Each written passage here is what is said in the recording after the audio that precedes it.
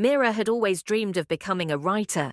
From a young age, she filled notebooks with stories of faraway lands, daring adventures, and characters who conquered impossible odds. But as she grew older, her dreams began to feel more and more distant. Life was difficult, and her passions seemed out of reach. Meera had sent out dozens of short stories to publishers and magazines, but each time her heart sank when the envelope arrived with a "thank you, but no thank you" note. She'd read those words over and over, wondering if she was simply not good enough.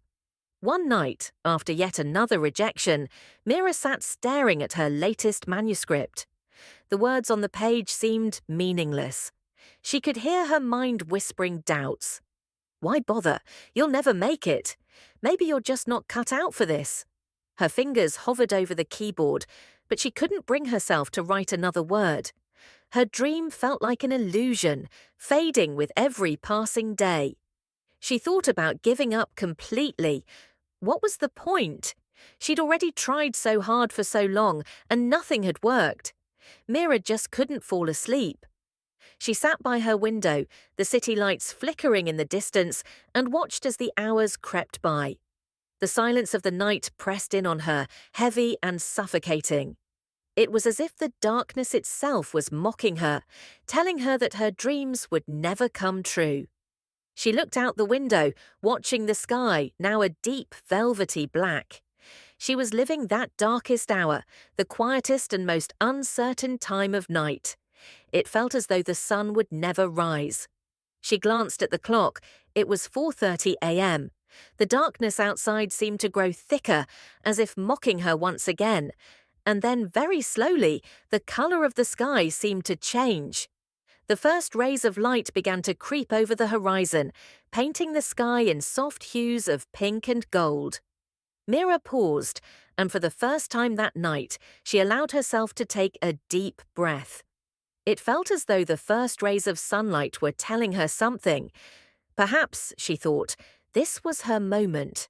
Perhaps the darkness she was feeling was only the beginning of the dawn. The darkest hour, the moment when it felt like everything was lost, was always right before the breakthrough. And the breakthrough, the dawn, was coming. With renewed resolve, Meera opened her manuscript. Her fingers hovered over the keyboard, but this time there was no hesitation. She began typing, pouring every ounce of emotion and every flicker of hope into her words.